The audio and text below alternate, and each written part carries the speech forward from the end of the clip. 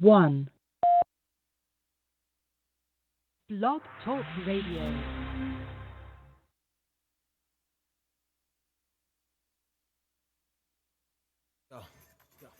Yah's law is perfect, converting the soul. Yah's testimony sure, making wise and simple. Yah's statutes are right, rejoice in the heart. Yah's commandment is pure, enlightening the eyes. The fear Yah's clean, enduring forever. The judgments of Yah true and righteous all together. Praise Yah, praise Yah, praise Yah, praise Yah. Yo, first and foremost, all praise to Yah, creator of the heavens, earth, and sea, and all that in them be. Scorners revile Yah's biz, but Yah this album like fizz. Let me tell you who he is, the Almighty El Shaddai, he who sits on high. El Elyon, the Most High, Elohim Shemon, YisraEL, Yahweh, Eloheinu, Yahweh, Yakai. To glorify Yah, that is my job.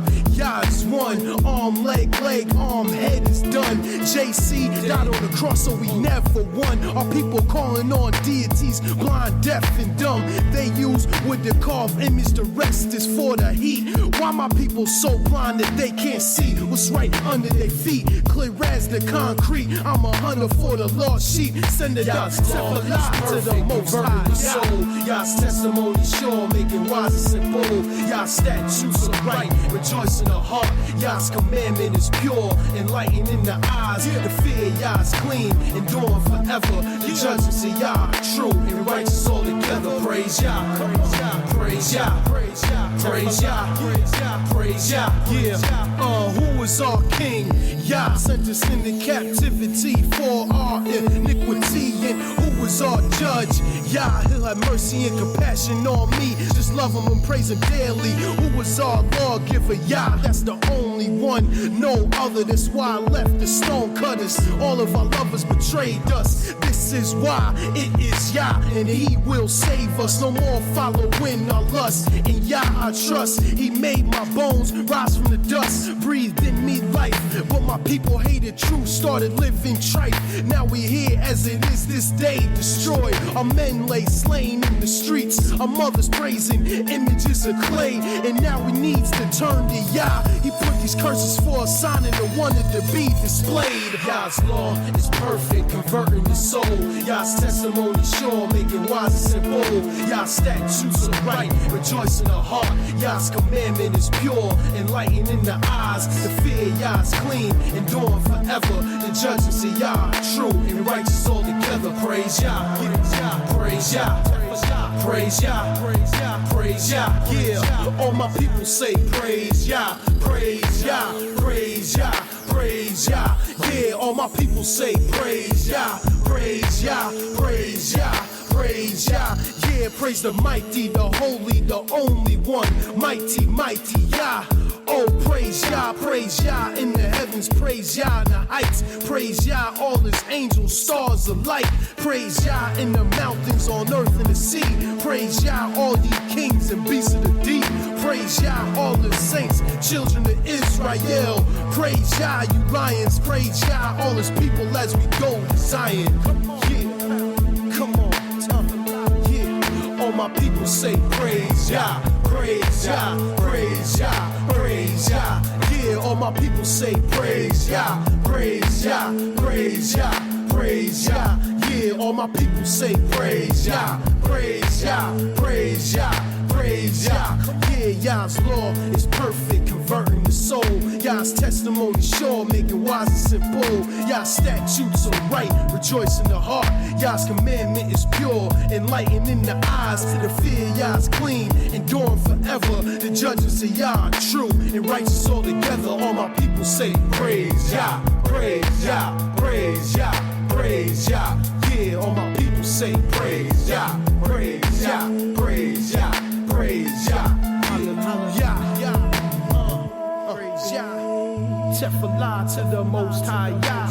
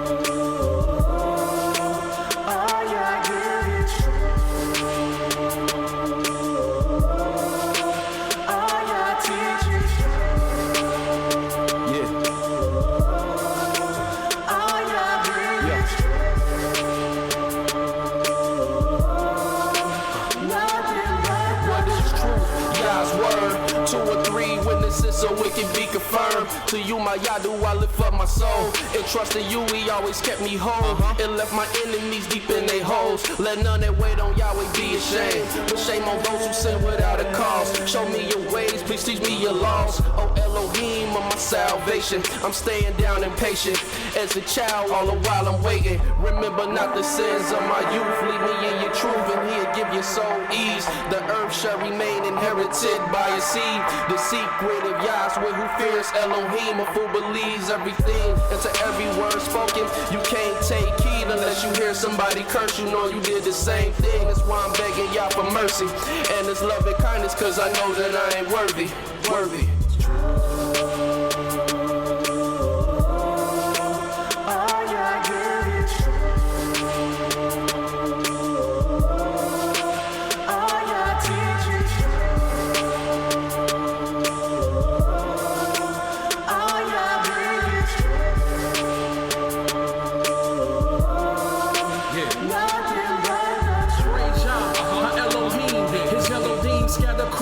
The seven seas, captivity is taking hold upon me.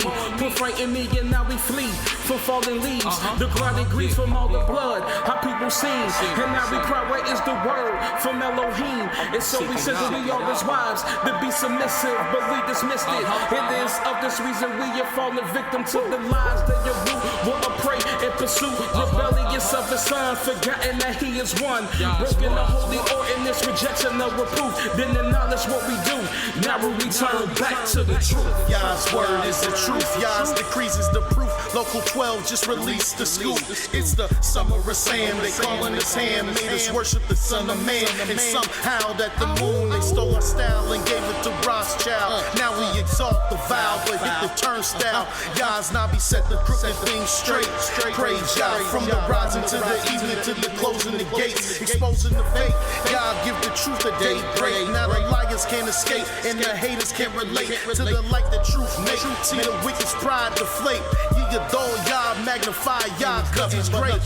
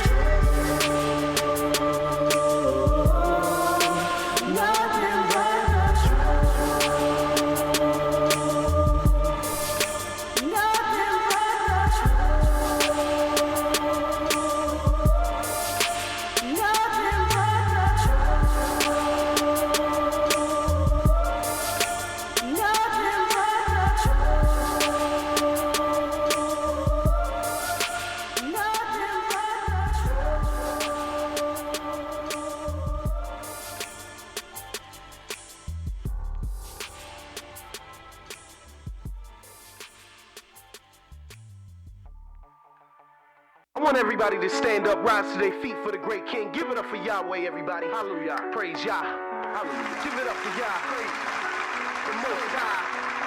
The Elohim of YisraEL. Yahweh, the Most High. You're not a man of YisraEL. Come on. Give it up for the Most High. Give it up for the Most High. Praise Yah. Give it up for the Most High. Give it up for the Most High. Hallelujah. Give it up for the Most High. Give it up for the Most High. Praise Yah. Give it up for the Most High, give it up for the Most High, hallelujah. Give it up for the Most High, give it up for the Most High, praise Yah. Give it up for the Most High, give it up, yo. Giving glory, Yah, Elohim, YisraEL's mighty king, the one who make my heart clean. Put water in the stream, giving peace in my scene. No release from his dreams, needles from the fiends, yeah. Hollows in the magazine, swallow this, communicate. Every word that Yah say, gotta fear him every day. Trembling when I break him, mixing in his holy way. Many people, they will hate when lifting never from their evil state. Pride and arrogance, Yah abominate. All pagans I consolidate, they will all meet the same fate. Round them easy like cheese grate. Stuff them all in the pie like you eating cheesecake. Put them all to the fire, watch the piece obliterate. Now I can't commiserate Yahweh from my plate. Now that Yahweh when he taking bodies like Super 8. The road bitter to you, but honey to my taste. Come on. Give it up for the Most High. Give it up for the Most High. Praise Yah. Give it up for the Most High. Give it up for the Most High. Hallelujah. Give it up for the Most High. Give it up for the Most High. Praise Yah. Give it up for the Most High, give it up for the Most High. Hallelujah. I know you always look at me wrong. Just thought I was nothing, just a dance and a song. A gun in the hand, a slave on your land, or gold in the sand. Though I'm the perfect mold of a man.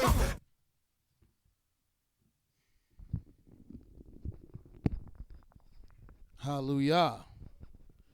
Shalom, shalom, shalom. And welcome to another beautiful program of Nothing But the Truth. I'm your host this evening, Moreh IshYAH, YisraEL, here at the House of Israel, Cincinnati, located at 1907 Vine Street. Here to bring you nothing but the truth of the mighty Yah. And who is this Yah? Yahweh is the creator of the heavens, earth, and sea, and all that therein is. Yahweh is the Elohim of Abraham, Yitzchak, and Yaakov. Yahweh is the only judge, the only lawgiver, and the only king, and the only redeemer and savior of YisraEL in the world. And Yahweh is the Elohim that has seen our affliction and that will deliver us from this land of our captivity. And we're going to speak about this great Elohim this evening. We're going to magnify his name. We're going to glorify his word. And we're going to exalt his holy name by his word this evening. And what are we going to speak about? We're going to speak about when are Yah's holy times. What time did Yah deliver Israel? Because we are in our holy season. Though many Israelites keep the holy feast days at various different times, there's only one Elohim. There's only one Father. There's only one Creator. Therefore, there can only be one way.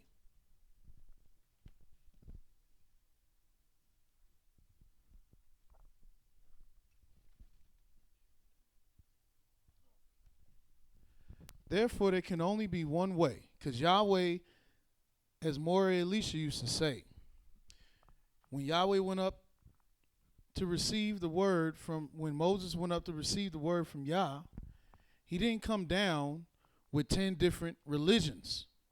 He came down with the word of Yah, and it was the 10 commandments. And they didn't have us doing things 10 and 15 different ways. There's only one way.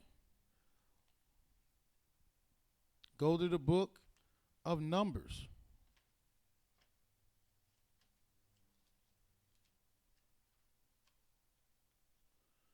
In the book of Numbers, the 15th chapter. And we begin reading at verse 14.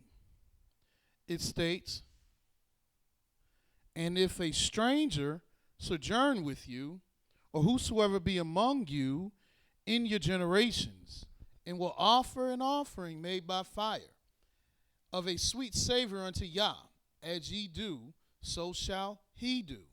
One ordinance shall be both for you of the congregation, and also for the stranger that sojourneth with you.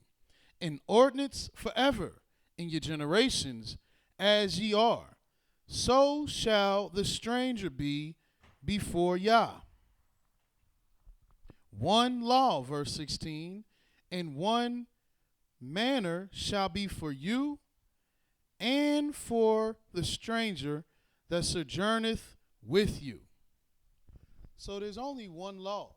There's only one ordinance, because we don't have an Elohim that deals in confusion. The Most High is not interested in confusing and bewildering his people. Yah's people, the children of Israel, are obligated to represent him as his servants. We are Yah's servants. And since we're Yah's servants, it is our duty to represent the Almighty.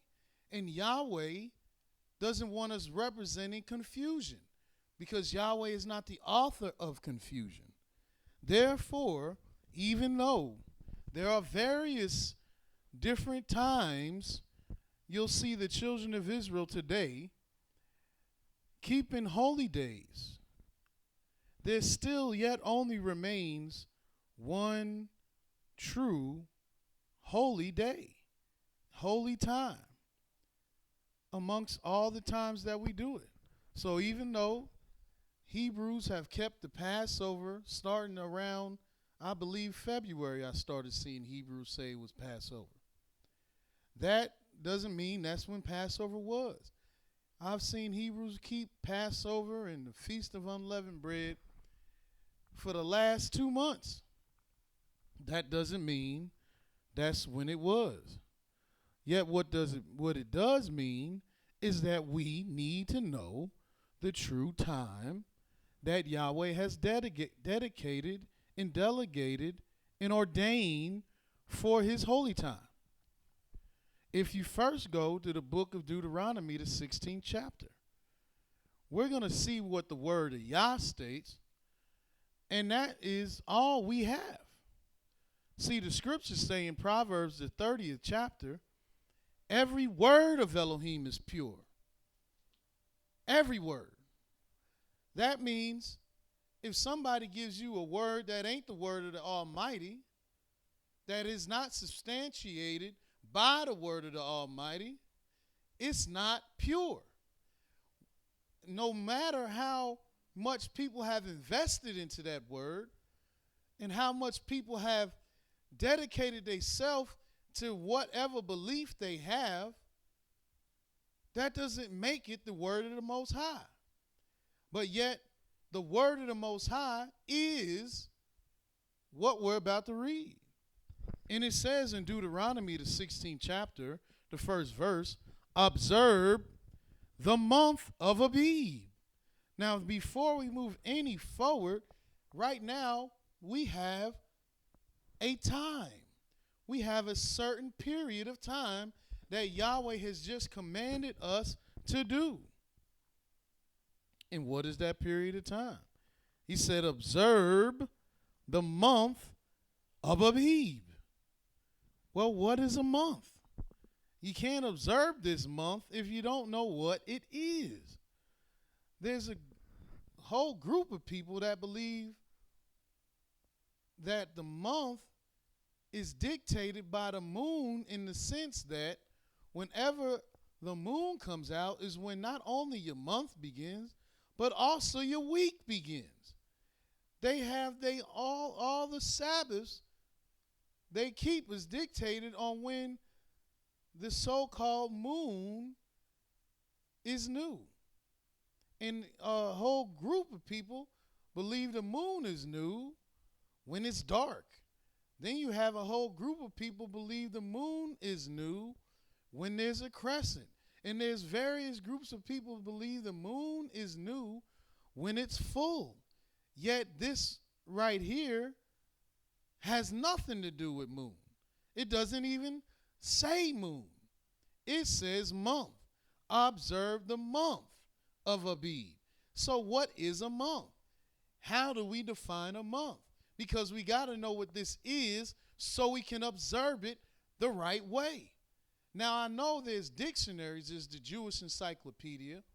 There's the Strong's Concordance. There's the Hebrew English Lexicon. And there's all kind of other dictionaries that are made for the Bible. But all of those various dictionaries are crafted by our enemies. So if we go to these various reference books, they have our enemies' ideologies in them, our enemies' thoughts and philosophies in them. And our enemies are not going to tell us the truth. As Moreh Elisha used to say, as our elders in the years past used to say, if they don't treat you right, they're not going to teach you right. So why in the world would a book that references the Holy Scriptures made by our enemies teach you the proper definition of the words of the mighty Yah when they don't even believe, know, nor understand Yahweh at all. So that's not something we can go in reference. What we do have to do, what Yahweh wants us to do, what is in the book of the Most High, is we have to define Yah's word by Yahweh's word. Because Yahweh said that he has revealed all things unto us, that he has revealed unto us. He has done so that we may keep the law. So if you want to know what the month means and what it is, it's in the book of Yah. It's been revealed by the mighty Yah, by his word, through his servants, so that we may be able to keep the law. Meaning Yah has not put this word in here and left you to your own devices for you to figure it out yourself what it means. So what does month mean? It's very easy what it means. Observe the month of Aviv. And a month means 30 days, the space of 30 days. The word week means 7 days. And the word day is a single light period. And these definitions are all in the Holy Scriptures. Let me show you the book of Deuteronomy, the 34th chapter, just to show you the definition of month. It's 30 days. As we read earlier, there's only one law. There's only one ordinance. And let's see what happens in Deuteronomy 34:8, where it states, "And the children of Israel wept for Moshe in the plains of Moab 30 days. So the days of weeping and mourning for Moses were ended." Now, why did they weep 30 days? Is there any precedent that says we should weep 30 days? Is there any other time or any statute, judgment, commandment, or law that lets us know this is the precedent of why they wept 30 days? If you go to the book of Numbers, the 20th chapter, around the 28th or 29th verse, it reads here in Numbers 20 verse 29. It states, "And when all the congregation saw that Aharon was dead, they mourned for Aharon 30 days, even all the house of YisraEL."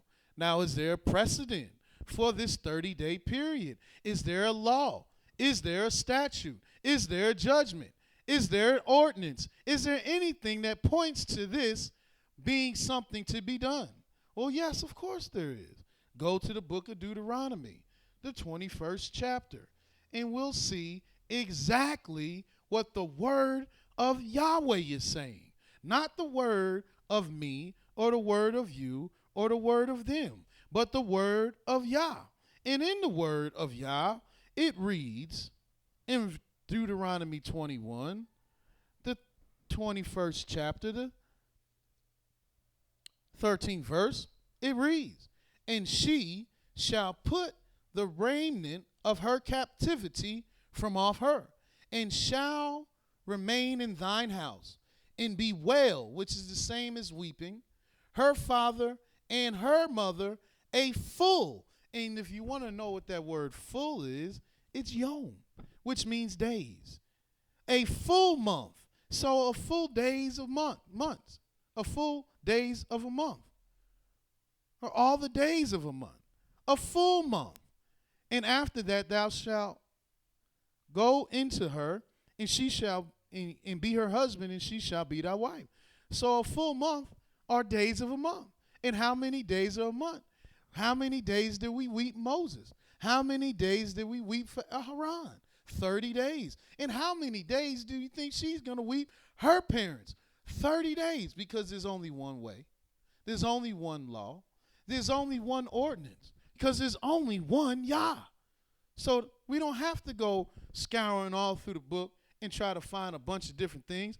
Here's your word of the Most High and your evidence, your precedent, of why it's 30 days, the word that lets you know that it's days of a month and not days of a moon, which would be something that wouldn't make sense because a moon is for your nights, but days of a month, 30 days. That's how long a month is. So when we go back to the book of Deuteronomy, the 16th chapter, and we continue to find out what time is this, we see what it says in Deuteronomy 16:1, where it says, observe the month, which we now know, observe these 30 days of Abib. And what is Abib? Well, it means green ears. This is what the word means. In Hebrew, it means green ears of barley. It's not telling you to go look for barley. It's not telling you to grow barley. It's not telling you to go take a plane anywhere or a train or a car or a bus. It's simply telling us, Yahweh is simply letting us know to observe the month of the green ears. And if anybody has eyes, we know when time it is when the green ears grow, because it's when everything else start growing. It's the beginning. That's what happens in the beginning. Things begin to grow. In the beginning of your life, you began to bud and grow. In the beginning of everything, it starts to grow. So we know green ears can't be when the ground is locked, frozen, shut, with nothing growing out of it. That can't be Abib. And how do we know the Abib is the beginning? Well, just look more on what it says. Observe the month of Abib and keep the Passover unto Yahweh thy Elohim. For in the month of Abib, Yahweh thy Elohim brought thee forth out of Egypt by night. And we're going to get into those specifics. But we see it's the Passover in which we are to keep, and what we're to keep. And the Passover happened in the month of Abib.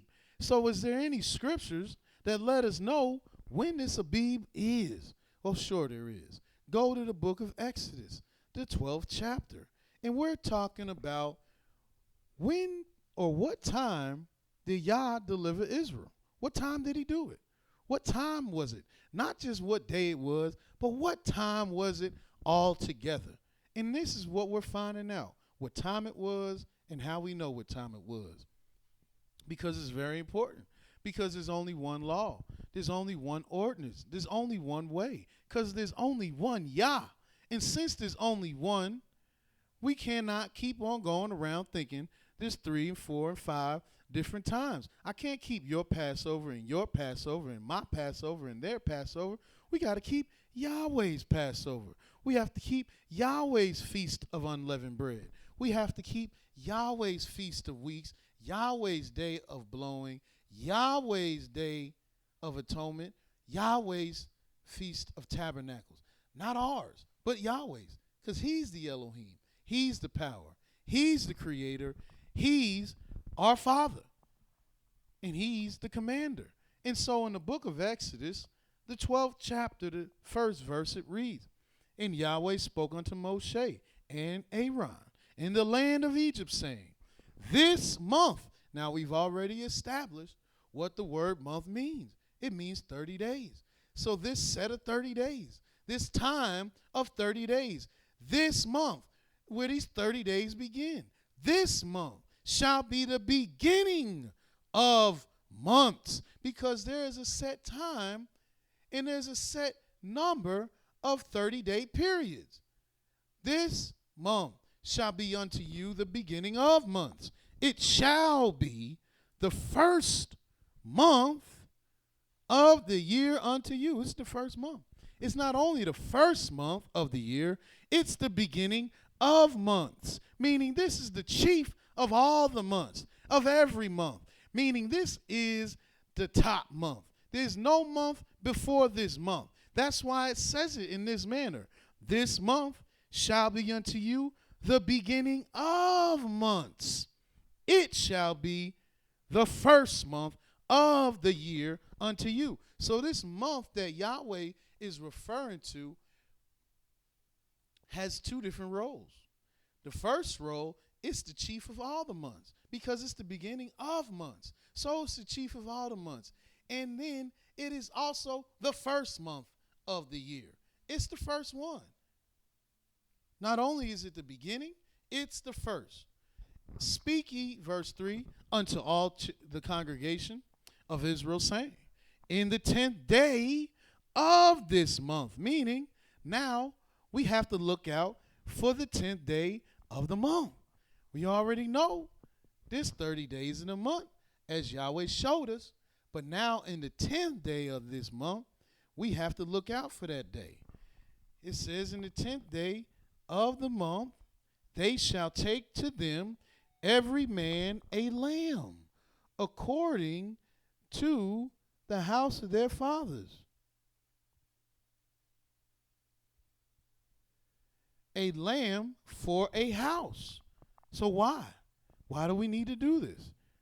And if the household be too little for the lamb, let him and his neighbor next unto his house take it according to the number of souls. Every man according to his eating shall make your count for the lamb. Your lamb shall be without blemish, a male of the first year. Ye shall take it out of the sheep or from the goats, and ye shall keep it up until the 14th day of the same month. Now we see what time it is. Now it's the 14th day of the same month. We need to keep this lamb. And the whole assembly of the congregation of Israel shall kill it in the evening. Not only are we seeing what time of day we're doing things, we're seeing what day of the month, what date, and what time of day. And why are we doing this? Yahweh goes on to say, and they shall take of the blood and strike it on the two side posts and on the upper doorposts of the houses. Wherein shall ye eat it? And they shall eat the flesh that night, roast with fire and unleavened bread, and with bitter herbs they shall eat it. Eat not of it raw, nor sodden at all with water, but roast with fire, his head with his legs, and with the purtenance thereof. And ye shall let nothing of it remain until the morning. And that which remaineth of it until the morning ye shall burn with fire. And thus shall ye eat it, with your loins girded, and your shoes on your feet, and your staff in your hand. And ye shall eat it in the haste. It is Yahweh's Passover. Well, that's what this is. This sacrifice, this roasting of the lamb at this time is Yahweh's Passover. And didn't Yahweh say in Deuteronomy 16:1, observe the month of Abib? For in the month of Abib you shall keep the Passover unto Yahweh. That's what it says. And this is why. And this is what time it is. It's in the beginning of months. It's in the first month. So Abib is the first month of the year. And on the 14th day of that month, at evening, we're to kill the Passover lamb. That's what we're to do. That's the time that is to be done. Now, is that February? Of course it's not February. Yahweh didn't say February. Yahweh didn't say March. And Yahweh didn't say April. Nor did he say May or any other month that is named after the heathens, deities, and kings. Yahweh said Abib. And Abib is the first month of the year. In the book of Exodus, the 13th chapter, in the 4th verse, it says, this day ye came out in the month of Abib. That's what it says. This day ye came out in the month of Abib. So when is the month of Abib? It's the first month. This all happened in the first month. And then after the Passover, something else happened. See, we didn't get delivered when we ate the Passover. That's when we got saved. That's when Yahweh didn't kill us, because he was killing everybody else, all the firstborn in the land of Egypt. Yahweh slew all the firstborn. But at that time, we weren't going anywhere. And I'll show you that we didn't go anywhere. If you go back to Exodus 12, in verse 12 it says, "For I will pass through the land of Egypt this night, and will smite all the firstborn in the land of Egypt, both man and beast, and against all the Elohim of Egypt I will execute judgment. I am Yahweh. And the blood shall be to you for a token upon the houses where ye are. And when I see the blood, I will pass over you, and the plague shall not be upon you to destroy you when I smite the land of Egypt. And this day shall be unto you for a memorial, and ye shall keep it a feast unto Yahweh throughout your generations. Ye shall keep it a feast by an ordinance forever." You see, we was in our houses. Yahweh passed over us. There was no going outside of the house. And there's a scripture that says exactly that. Let me find it. Yes. In chapter 12, verse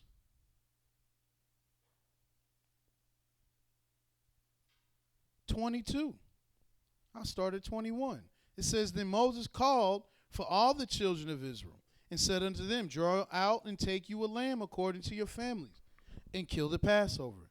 And ye shall take a bunch of hyssop, and dip it in the blood that is in the basin, and strike the lintel and the two side posts with the blood that is in the basin. And none of you shall go out at the door of his house until the morning." So we didn't leave outside of our house. So since we couldn't have left out of our house during Passover, that means we didn't get delivered. We didn't leave Egypt during Passover. We stayed in our houses until the morning. Now, if we're back in the book of Exodus 12, we'll continue to find out what else is going on. Let's go to verse 15, where it reads, 7 days shall ye eat unleavened bread. Even the first day ye shall put away leaven out of your houses. For whosoever eateth leavened bread from the first day until the 7th day, that soul shall be cut off from Israel. When is this? What time is this? And why is this? Well, let's see. Go to the book of Deuteronomy again, the 16th chapter. See what the Most High is speaking of.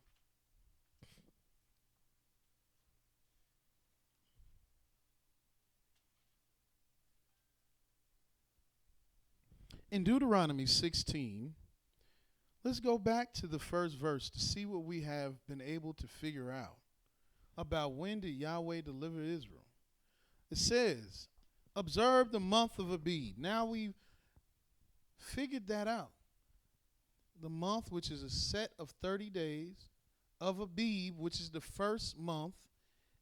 So observe the month of Abib and keep the Passover unto Yahweh. And we know from Yahweh saying keep the Passover, it had to be the first month in the 14th day. Unto Yahweh thy Elohim. For in the month of Abib, which is the first month, Yahweh thy Elohim brought thee forth out of Egypt by night. What does that mean? What does that mean? In the first month, Yahweh brought us out of Egypt by night? Well, go to the book of Numbers, and we're going to get a handle on when this happened. Because as I said, there's only one law. There's only one ordinance. There's only one way. Because there's only one Yah. And he doesn't have us coming out of Egypt for over 2 months. Just droves of people coming out. It all happened at once. And when did this happen? In Numbers, the 33rd chapter, the first verse, it reads, These are the journeys of the children of Israel, which went forth out of the land of Egypt with their armies under the hand of Moses and Aaron. And Moses wrote their goings out according to their journeys by the commandment of Yah, meaning Moses didn't write something of his own mind. Yahweh commanded him to write down the journeys that they took for record, so somebody could look back for record and say, this is what happened at that time. This is where we were. This is the journey we took. And Moses wrote this. And these are their journeys according to their goings out. Verse 3, and they departed from Ramses in the first month, which we also know is Abib. That's what the first month is. So we now know in the first month we departed from Ramses, which is Abib, because he said observe the month of Abib, because there are things going on in the month of Abib that we need to remember. We became free. And in the month of Abib, in the first month, we departed from Ramses on the 15th day of the first month, on the morrow after the Passover. The children of Israel went out with a high hand in the sight of all the Egyptians. Meaning what? Meaning the time that we started leaving Egypt. We didn't leave Egypt yet. We just started walking. We just started taking our trip. Our first journey was when we were starting to depart from Ramses in the first month, on the 15th day of the first month, on the morrow, which means the next morning, the next day after the Passover, letting you know we didn't leave when Passover was going on. You couldn't leave. It's impossible that we left. When every scripture that talks about the Passover, we was in our house. And then we have the journeys that Yahweh commanded Moses to write and tell what was going on and when it was going on. It lets us know we left on the morrow, the next day, the next morning. After the Passover, the children of Israel went out with a high hand in the sight of all the Egyptians. So why does it say in Deuteronomy 16:1 that we came out of Egypt by night? Is there a date for this night? No, there's no date for this night. But this night was so significant, we had to remember that we came out at night. What happened at night? What was going on that night? That we got to remember this night that we came out. See, we started leaving on the 15th day. And that's what these 7 days represent when we left Egypt. Because when we left Egypt during this time, we left in haste. We didn't have time to let our dough rise. And that's why it's called the Feast of Unleavened Bread, because the bread didn't get leavened. And leaven means fermentation. Leaven means to be soured. It also means to rise, because when it's fermented and when it's soured, it begins to rise. This process of fermentation and souring causes air bubbles to cause your dough to rise. That's what's going on. If you look up what happens during the process of souring or fermentation, this air is getting trapped inside of the product, and it's causing these bubbles to happen. But the fermentation is because of, different things that's going on. But it's souring, it's fermenting, it's changing the smell, it's changing the color, it's changing the product into something different. And it takes time to do that. But Yahweh said we left out in haste during this time, and we didn't have time to let our dough become leavened. So it's called the Feast of Unleavened Bread. And during this time, it began the 15th day. And we came out at night. Now we're going to dive into that deeper and deeper, so we can figure out how to discern which time we started leaving and what time we came out, and why are each of these times special for us to remember and know when did Yah and what time did Yah deliver Israel. Because then, if we consider the gravity of the situation, the great honor that Yah bestowed on us, the great wonders that Yah showed us, the great and terrible acts that Yah did, maybe we'll stop assigning these times to all kind of different times. Because then we can say this is so great that we can't just be vain with it and say, oh, it happened when I say it happened. No, this thing needs to happen, and it has happened, and it will always be remembered in Yah's word as happening at one time alone. But in the book of Deuteronomy, the 16th chapter, we're in the second verse. It says, thou shalt therefore sacrifice the Passover unto Yah thy Elohim of the flock and of the herd in the place which Yah shall choose to place his name there. Thou shalt eat no leavened bread with it. 7 days shalt thou eat unleavened bread therewith, even the bread of affliction. For thou camest forth out of the land of Egypt in haste, that thou mayest remember the day when thou camest forth out of the land of Egypt all the days of thy life. And there shall be no leavened bread seen with thee in all thy coast. 7 days, neither shall there anything of the flesh which thou sacrificed the first day at even remain all night until the morning. So the Most High wants us to be quite clear and quite specific on what is to be done at this time. After the Passover, then we have a feast for 7 days of unleavened bread.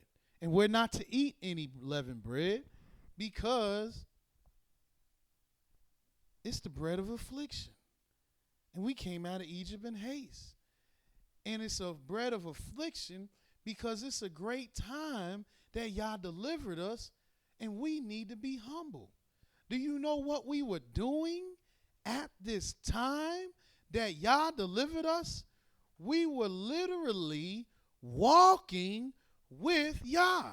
Let me show you that so you can understand how important it is that we know that this bread is a bread of affliction.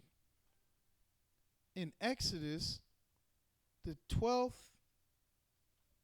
or the 13th chapter, I want you to start reading in verse 17.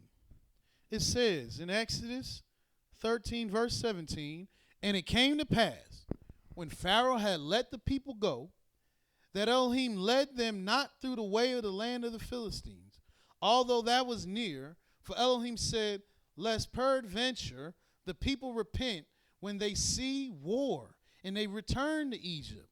But Elohim led the people about through the way of the wilderness of the Red Sea, and the children of Israel went up harnessed out of the land of Egypt. And Moshe took the bones of Yosef with him, for he had straitly sworn the children of Israel, saying, Elohim will surely visit you, and ye shall carry up my bones away hence with you. And they took their journey from Succoth, and encamped in Etham, in the edge of the wilderness.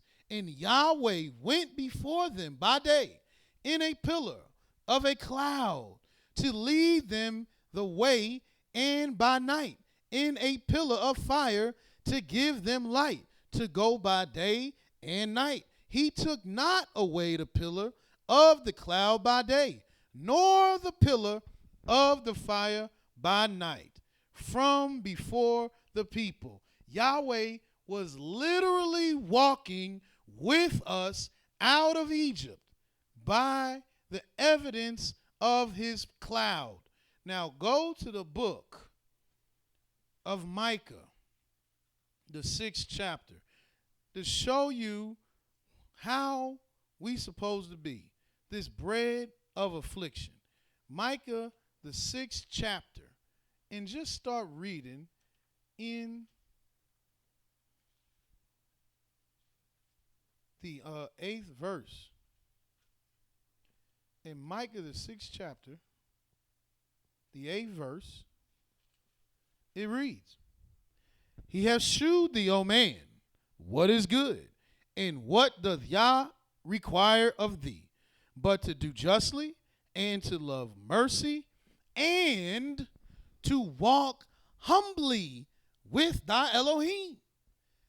Now, how are you going to walk humble with your Elohim if you're not going to be low? And if you're going to be low, and we were literally walking with Yah when we came out of Egypt on the 15th day, Yahweh was with us, literally before us in a cloud, walking before us. We was following him, walking with the Most High. How we going to have a bunch of fluffy bread making us feel risen up? And why would we remember this time? By eating fluffy bread, feeling risen up. No, this is the time to have the bread of affliction, because Yahweh is with the lowly. And it takes affliction to become humble. You can't be humble without being afflicted. And if you eat the bread of affliction, then you're going to remember humility. Remember walking with the Most High Yah. And maybe, just maybe, you'll remember to walk with Yah the whole year. So this bread of affliction is necessary at this time for 7 days. Go to Leviticus, the 23rd chapter, just to show you the exact times. In Leviticus 23rd chapter, it says in the 4th verse, These are the feasts of Yah, even a holy convocation, which ye shall proclaim in their seasons, in the 14th day of the first month. And what's the first month? The first month is the Abib. That's the name of the first month. As a matter of fact, it's the only month that Yahweh named, which is the month of Abib. Yahweh named it in the book of Exodus, the 13th chapter, the 4th verse. Yahweh named it in the book of Deuteronomy, the 16th chapter, the 1st verse. He called it the month of Abib. It's the only month out of all the 12 months that Yahweh said there is that he named by himself. There's other names that other people have gave these other months, but Yahweh himself has named the first month, the month of Abib. And in the 14th day of the first month, at even, is Yahweh's Passover. When is evening? When is evening? Evening is at the going down of the sun. How do we know that? Go to the book of Deuteronomy, the 16th chapter again. And it says in Deuteronomy 16, verse 6, it says, But at the place which Yahweh the Elohim shall choose to place his name in, there thou shalt sacrifice the Passover at even. Now, what place is this? This place is Jerusalem. That's why we don't sacrifice the Passover in America, because it is illegal according to the word of Yah. It says that you shall sacrifice the Passover at even, at the going down of the sun, at the season that thou camest forth out of Egypt, at the going down of the sun, not the rising up of the moon. You don't see the moon ever mentioned here. Ever. Never has Yahweh mentioned the moon in concordance with the Passover. Throughout the entire book, Yahweh has never said anything about Passover and the lesser light that rules the night. Yet, people have been taught by our enemies. Our enemies teach us and have taught us and have lied to us to tell us that the Passover happened at a full moon. And that's not the truth. Because you weren't there to know if the moon was full, if it was raining, or anything. You wasn't even outside of your house. I mean, we wasn't outside of our house during Passover. Yahweh said, don't go outside your house. That means don't stick your head out the window. Don't go outside your house. So how are we going to know what the moon was looking like? Not only that, Yahweh just never mentioned it. Yahweh never mentioned it. Yahweh always and only throughout the scriptures has told us what time it was for Passover according to the greater light that rules the day. And in the 14th day of the first month at evening is Yahweh's Passover. Deuteronomy 16:6 said this is at the going down of the sun. Not when the sun is down, but when it's going down. That's when you slay the Passover. Back to Leviticus, the 23rd chapter, the 6th verse.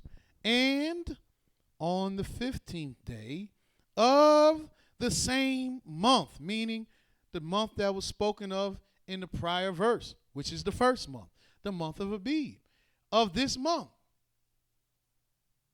is the feast of unleavened bread unto Yah. 7 days ye must eat unleavened bread.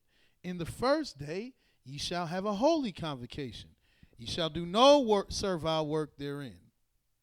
But ye shall offer an offering made by fire unto Yah 7 days, not 7 nights. There are no offerings, there are no sacrifices that are done at night. I haven't seen not one. All offerings and sacrifices, from what I have read and from what I have seen in the scriptures, all happen between the morning and the evening. None at night. I haven't seen a nighttime sacrifice. But 7 days shall you do this sacrifice. And in the 7th day there's a holy convocation. Ye shall do no servile work therein. This is the feast of unleavened bread. And this is the time that it was, in the first month, which is the month of Abib. And a month is 30 days. And it is in the beginning of your months. It's the first month of the year. So if it's Abib, which means green ears of barley, green, meaning it's not brown, meaning it's not dead, meaning it can't be during the time when nothing's growing. So just imagine, recollect in your head, all the months that something is not growing. That's not at all when Abib is. Nothing is growing. And since the year ends, and since after the year ends, vegetation ceases to grow, when does it start to grow? And as soon as this barley, this green, starts growing, that's the same time Yahweh's talking about. But he never commanded you to go and look for it, because it's going to grow the same time every year. It don't need you to find it to make sure it's growing. Barley growing wherever it's growing, however it's grown, and it's not waiting for you to look at it. Yahweh told you to observe a certain month, and this month is 30 days. And how are you going to know when this month is? Because he said to Moses in Exodus, the 12th chapter, that this month shall be the beginning of months. And when is that? It's in Genesis, the 1st chapter. I'm going to show you when these beginning of months are, and then I'm going to show you the night we came out of Egypt, because that is vitally important also, to know what time Yahweh delivered Israel. This first month, the beginning of months, in Genesis 1 and 14, it says here, and Elohim said, let there be lights in the firmament of heaven to divide the day from the night, and let them be for signs and for seasons and for days and for years. This is what these lights are for. He's making these lights and he's letting you know what they're going to be for. Then he's going to go further to more specifically explain what each light is for. What are their duties? In verse 15, and let them be for lights in the firmament of the heaven to give light upon the earth. And it was so. Now, if you go out at night and you look in the sky, or if you go out during the day and you look in the sky, you will plainly see lights. In the daytime, you'll see the sun. In the nighttime, you'll see the moon and the stars. And these lights do surely give light upon the earth. If you go to a very low or unpopulated or what they call rural area at night, you will see how beautiful the stars light up not only the sky, but also the earth and the moon. It's not the light that the sun does to give you daylight, but it is a light that gives light upon the earth. Both of those lights, all three of those lights do this thing. So we see that's one thing they doing, giving light upon the earth. And then in verse 16, Yahweh says, and Elohim made two great lights. Yes, two great lights. Because these two great lights are more magnificent than the other lights in the sky. It's not saying he only made two great lights, but what Yahweh is letting us know, he made two great lights. I meant to say it's not saying he only made two lights. What he is saying, he made two great lights. The greater light, which means this is the greatest light. Out of the two, here's the greater. The greater light to rule the day. Now, it's the greater light because it's the brightest light. It's the most magnificent light. It's the light that is the most brilliant. And this light rules the day. Why not? Why wouldn't it? Of course it rules the day.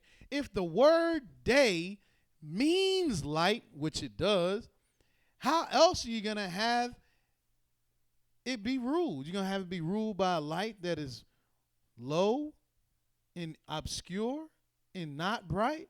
No, it has to be the greatest light, because this time period has to be light all over. That's what the day is. I mean, the day is light. That's obvious. Everybody knows that. The day is light. And the sun is that great light. And the lesser light, this is meaning that it's not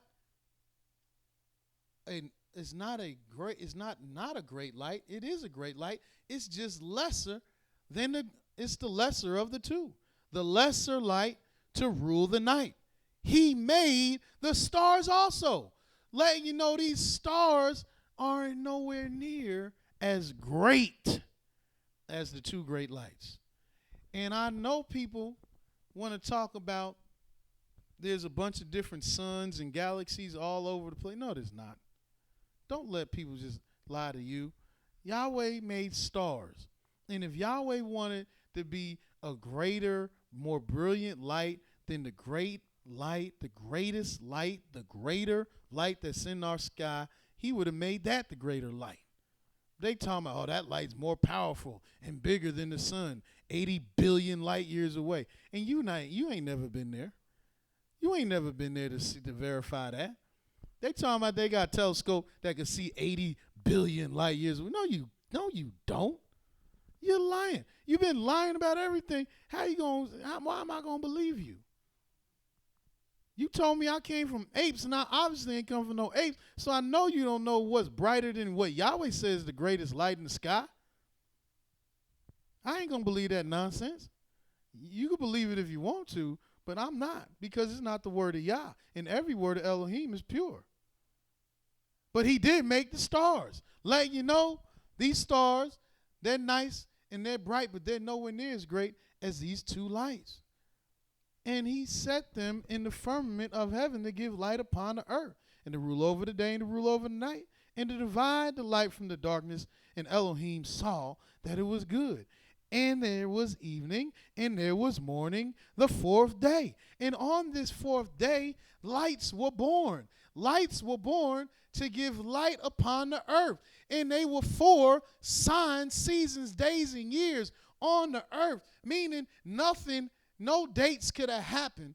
No dates, no signs, no seasons could have happened on the earth before these lights. No months, no years, none of that stuff could have happened before these lights, because Yahweh didn't ordain it to be so. So on this fourth day, in the first week, in the beginning of all time, Yahweh made these lights to be for signs, seasons, days, and years, which lets you know if a month is 30 days, it has to have a certain light attributed to it. And that light, because it's days, is going to be the sun. 30 days.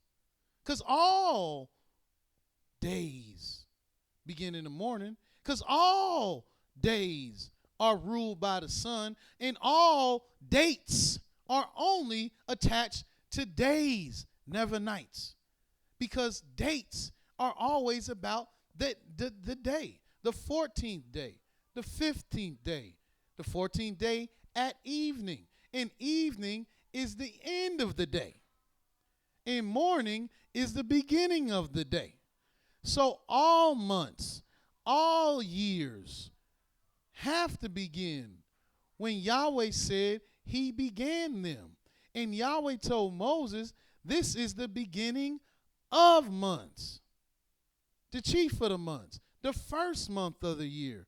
And it had to be in the same time, the same cycle period that Yahweh made the heavens, earth, and sea, and all that therein is.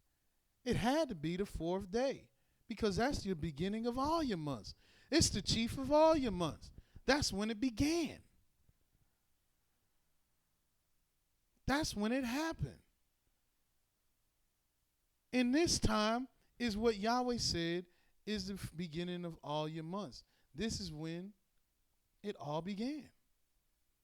So if you know that it began from there, now all you have to do is what Yahweh said, and that's count.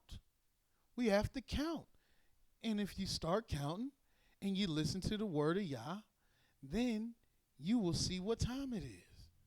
What did Yahweh tell you in the book of Leviticus, the 25th chapter, to show you the parameters of where you're going to count? In Leviticus 25, and we'll start reading at the first verse. It says, and Yahweh spake unto Moses in Mount Sinai, saying, speak unto the children of Israel, and say unto them, when you come into the land which I give you, then shall the land keep a Sabbath unto Yah. The land has to keep a Sabbath. This is not the weekly Sabbath. This is the land keeping the Sabbath, and this is how the land is to keep the Sabbath. Verse 3, 6 years thou shalt sow thy field, and 6 years thou shalt prune thy vineyard, and gather the fruit thereof. But in the 7th year shall be a Sabbath of rest unto the land, a Sabbath for Yah. Thou shalt neither sow thy field nor prune thy vineyard. So now there's a Sabbath of years, and you got to number these years. Just like you got to number your days in the week so you can remember the Sabbath day to keep it holy. Well, you got to remember the Sabbath year because you're not to let the land do any work. And after the Sabbath year, what happens? You count from the beginning again.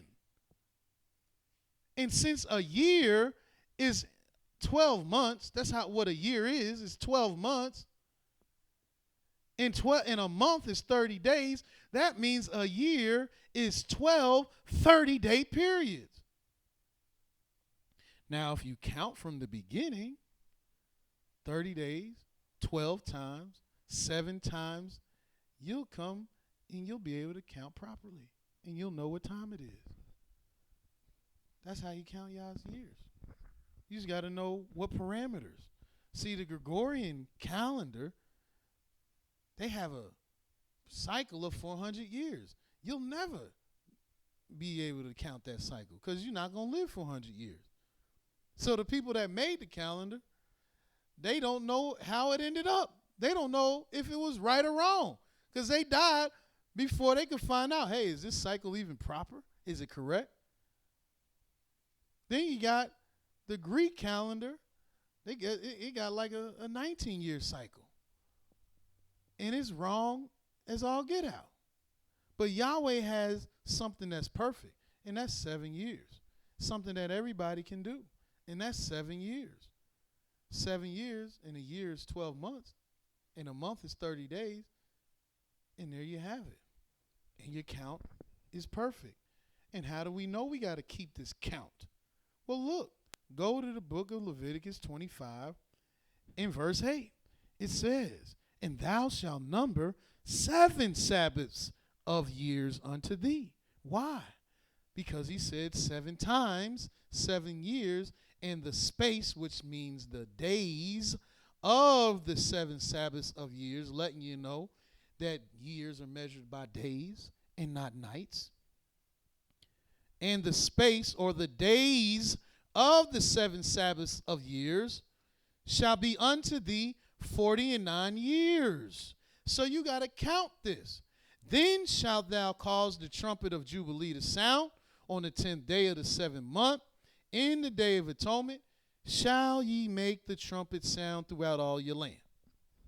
And ye shall hallow the 50th year, and proclaim liberty throughout all the land unto the inhabitants thereof. It shall be a jubilee unto you, and ye shall return every man unto his possession, and ye shall return every man unto his family. So you got to count these years. In the 7 years, you got to count. And then you got to count the 7 Sabbaths of years 7 times. So if you're not keeping a count, then you're not keeping the law. And give you one more reason why you got to keep this count. It's in Deuteronomy 15. In Deuteronomy 15, in the first verse, it says, at the end of every 7 years, thou shalt make a release. And this is the manner of the release. Every creditor that lendeth aught unto his neighbor shall release it. He shall not exact it of his neighbor or of his brother, because it is called Yahweh's release. So if you do not count 7 years and you have a loan out there in the 7th year and you don't count the years, you don't pay no mind to what Yahweh is saying, and you got this loan out there, you walk up to your brother and you say, give me my money, which is against the law also. But if you do it, you go up to your brother and say, give me my money in this 7th year that you ain't paying no mind to, you breaking the commandment of the Most High. Because he said at the end of every 7 years there shall be a release. It's called Yahweh's release. So you releasing it on behalf of the Most High. It's very important. How you going to mess that up? How you going to miss that? And why would you want to? One more scripture about this 7 years. Deuteronomy 31. Just showing you there's a parameter in which you to count your years. So if you start counting, you just don't count and count and count. It's every 7 years. 7-year parameter. That means it has to go back to the beginning, because you got to start with the beginning of your months, because there is a chief month, and that is the very first month in the very first year. And that is the same month you just seen in Genesis 1 and 14. But in Deuteronomy 31, verse 10, it says, "And Moses commanded them, saying, at the end of every 7 years, in the solemnity of the year of release, in the Feast of Tabernacles, when all Israel is come to appear before YisraEL thy Elohim, in the place which he shall choose, thou shalt read this law before all YisraEL in their hearing. Gather the people together, men and women and children, and thy stranger that is within thy gates, that they may hear, and that they may learn, and fear Yahweh your Elohim, and observe to do all the words of this law, and that their children, which have not known anything, may hear, and learn to fear Yah your Elohim, as long as ye live in the land whither you go over Jordan to possess it." So it's not only vitally important to know the 7 years that Yahweh has made for the Sabbath of the land. It's vitally important to know it because of the Jubilee, which is every 50 years. You got to count 7 Sabbaths of years 7 times, which gives you 49 years. And in the 50th year is a Jubilee. You got to know for that. That's the commandment of Yah. Also, you have to know the 7 years, because the 7th year, every 7 years, is Yahweh's release. And you cannot exact a loan from your brother or your neighbor. And you have to know every 7 years, because in the 7th year, the law is to be read before all Israel. These are 4. That was 4 things, right? These are 4 very important things we must know. I think it might have been 5. The Sabbath of years, the Jubilee, Yah's release. Yeah, it was 5 things. And the year to read the law. We have to know this. It's very important. It's the law. It's a commandment. And if you don't know it, then you're going to be out of sync. And these 12 months and these 30 days all belong in those 7 years. And that's how you're going to know what time it is. That's how we know what time it is. And then the last thing we're going to cover, dealing with what time did Yahweh deliver Israel.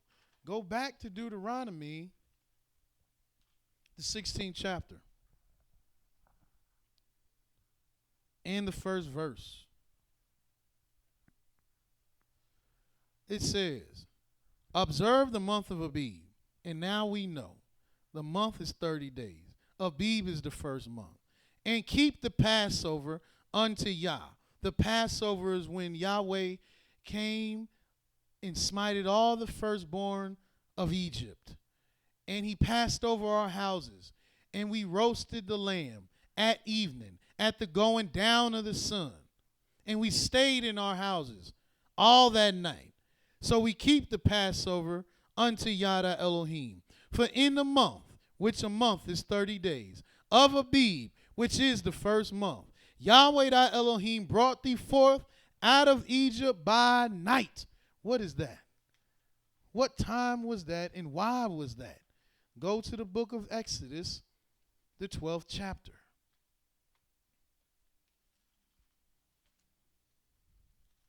And yes, we're discussing what time did Yahweh deliver Israel, because this is the time of Yah's deliverance. We're right in the midst of the 7 days of Yahweh's feast, the Feast of Unleavened Bread. And in Exodus chapter 12,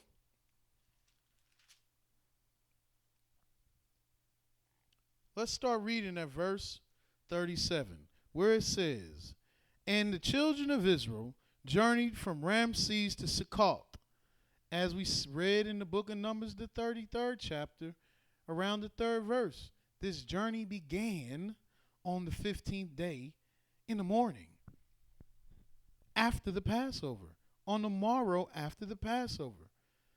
The full entire journey was from Ramses to Succoth. But that doesn't mean as soon as they left Ramses, they was in Succoth. No, but this was the journey from Ramses to Succoth. About 600,000 on foot that were men, besides children. And a mixed multitude went up also with them, and flocks and herds, even very much cattle. And they baked unleavened cakes of the dough, which they had brought forth out of Egypt. For it was not leavened, because they were thrust out of Egypt, and they could not tarry. Neither had they prepared for themselves any victual. Meaning, all they was worrying about the night before was the Passover meal. They had to kill it. They had to put the blood on the doorposts and the lintel. They had to roast the Passover. They had to eat it with their loins girded, staff in their hand, shoes on their feet, and they couldn't leave none of it until the morning.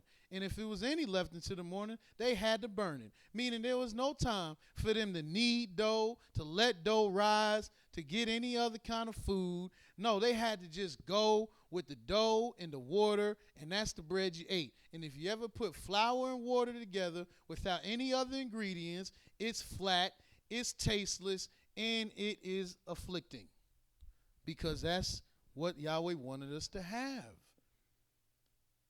Now, verse 40, the sojourning of the children of Israel who dwelt in Egypt was 430 years.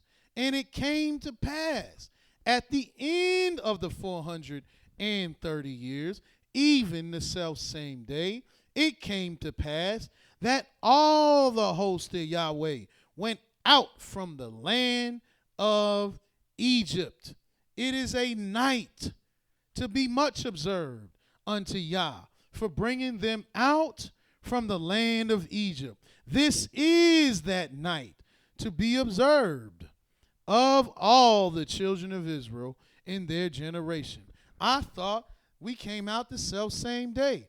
I thought we left the 15th day. Why is this talking about a night? But you know what I don't see? I don't see a date attached to this night, because there must have been something going on in this night that he wants us to even think about this night. If he wanted to attach a date to the night, he would have said the 15th night or the 14th night or the 16th night. But he never attaches a date to a night. All dates are attached to days. So this had to be the night after the 15th day.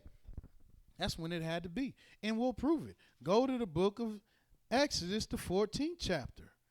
Because now we got the children of Israel on their journey between Ramses and Succoth. And in Exodus chapter 14, I'm going to expedite and go to the 16th verse of Exodus chapter 14. Remember, we left on the 15th day. And here in the 16th verse, well, I started the 14th verse. It says, Yahweh shall fight for you, and ye shall hold your peace. And why did Moses say that? Because the children of Israel were leaving Egypt. And the Egyptians, especially Pharaoh, started having second thoughts and said, man, why I let them go? You know what? Let's go get them. So they hopped on their chariots and they ran out to try to get them.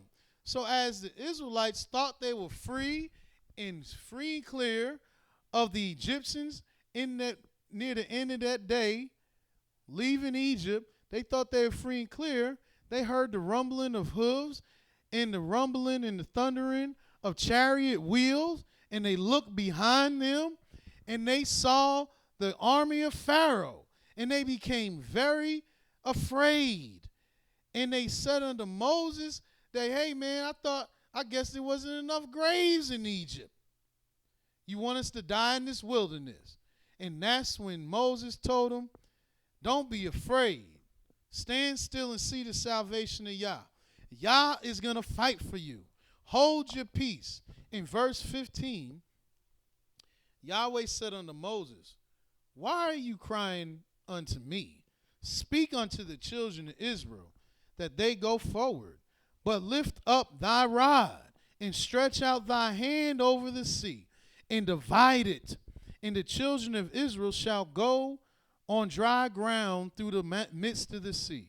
And I, behold, I will harden Pharaoh, the hearts of the Egyptians, and they shall follow them. And I will get me honor upon Pharaoh and upon all his hosts, upon his chariots and upon his horsemen. And the Egyptians shall know that I am Yah, when I have gotten me honor upon Pharaoh, upon his chariots and upon his horsemen. And the angel of Elohim, which went before the camp of Israel, removed and went behind them. And the pillar of the cloud went from before their face and stood behind them. And it came between the camp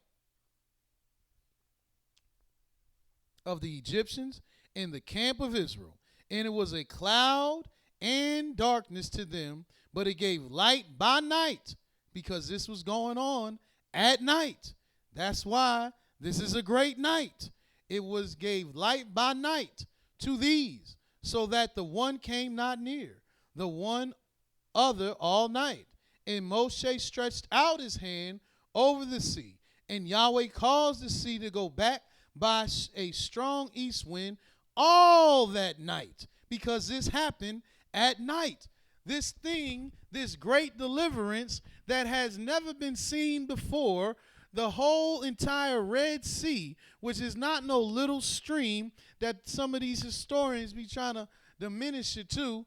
It's a great big sea that Yahweh had us cross at night. And he made this east wind all that night and made the sea dry land, and the waters were divided. And the children of Israel went into the midst of the sea upon the dry ground, and the waters were a wall unto them on their right hand and on their left. And the Egyptians pursued and went after them in the midst of the sea, even all Pharaoh's horses and his chariots and his horsemen. And it came to pass that in the morning, watch, because the morning is coming.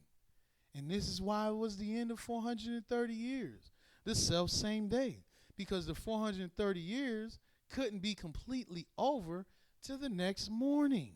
In the morning watch, Yahweh looked unto the host of the Egyptians through the pillar of fire 60 and seconds. the cloud, and troubled the host of the Egyptians, and took off their chariot wheels, that they drove them heavily, in that the Egyptians said, let us flee from the face of Israel, for Yahweh fighteth for them against the Egyptians. And Yahweh said unto Moses, stretch out thy hand over the sea, that the waters may come again upon the Egyptians, and upon their chariots, and upon their horsemen. And Moses stretched out his hand over the sea, and the sea returned to his strength when the morning appeared. And the Egyptians fled against it, and Yahweh overthrew the Egyptians in the midst of the sea. And the waters returned and covered the chariots, and the horsemen, and all the host of Pharaoh, that they came into the sea after them. There remained not so much as one of them. But the children of Israel walked upon dry land in the midst of the sea, and the waters were a wall unto their right hand and their left. Yahweh saved Israel that day out of the hand of the Egyptians, and Israel saw the Egyptians dead upon the seashore. And Israel saw that great work which Yahweh did upon the Egyptians, and the people feared Yahweh and believed Yahweh and his servant Moses. Hallelujah. And that's what happened that night, because it was a great night. It's a night to be much observed. This is a time to be observed in this month, amongst this set of 30 days, the month of Abib, this first month. We are to remember the great acts of the Most High, because no one has ever done this for us before, and only Yahweh will do this for us again. And Yahweh is the only one Elohim. And he only has one law. And he only has one ordinance. He only has one way. And this thing only happened one time. So we can't have a bunch of different times of the deliverance that Yahweh showed Israel. It only happened once. And that time is now. And we can show you and have shown you and will show you the times that Yahweh has presented before Israel. And this is the great time that Yahweh delivered Israel out of the hand of the Egyptians, out of the house of bondage, to bring us unto our own place. And it will happen again very soon. And until tomorrow, Yahweh loves you very much, and so do I. Shalom. Hallelujah.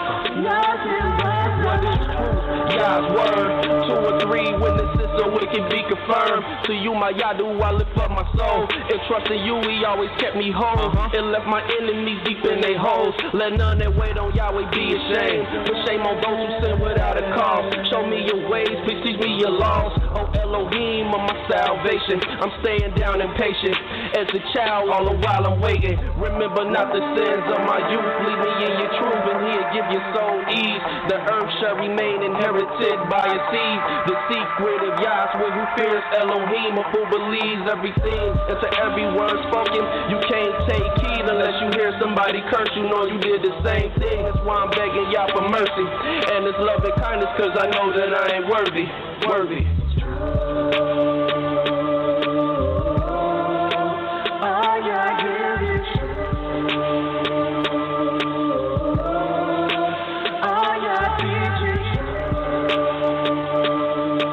Thank you for using Blog Talk Radio. Goodbye.